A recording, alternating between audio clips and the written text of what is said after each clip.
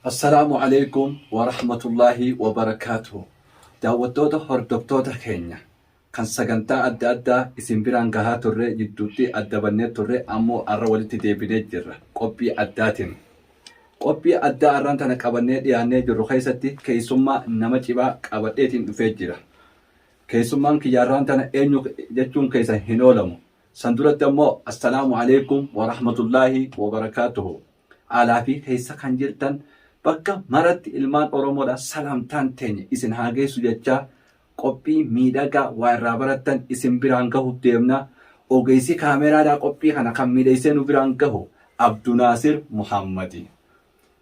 Qopheessaan sagantaadhaa Boonaa Birraadhaati. Hanga xumura sagantaa keenyatti nu faana turan afeerraa kenna. Keessummaan kee hoo eenyuun keessan hin oolamtu gahummaa isaattiin isin dabarsa. Keessummaan kiyya Abdii Muhammad arrantana istiidiyoodhatti harkannee isinii dhiyeessinee jirra. Garuu Abdii Muhammad eessarraa eessatti dhalatee eenyu akka ta'e isumaatuutu nu barsiisa.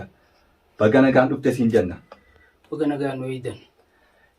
Abdii Muhammad arrantana gaa sagantaa kana fakkaatu irratti si afeerree gaa hawaasa kee biraan yaada qabduu fi gartee hojiilee ta'e gahuuf deemna.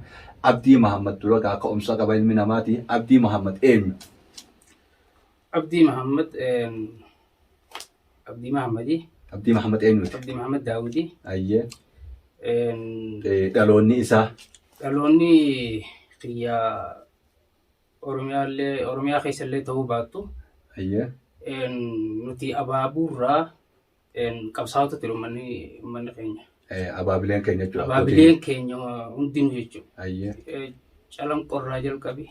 Hanga arraan tanaatti jechuudha. Ayyee. Kanarratti gaa ani bakki itti ilaaladde Ayitaadhaan.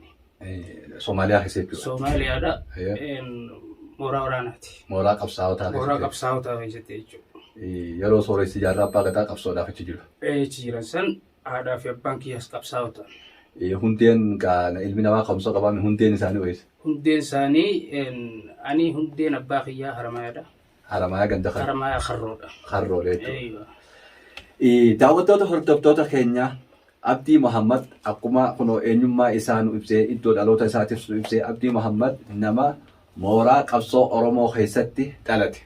Keessumaafuu biyya Somaaliyaa keessatti jechuudha. Ammoo horteen abbaa isaa Haramayaa Harroo bakka jedhanitti jechuudha.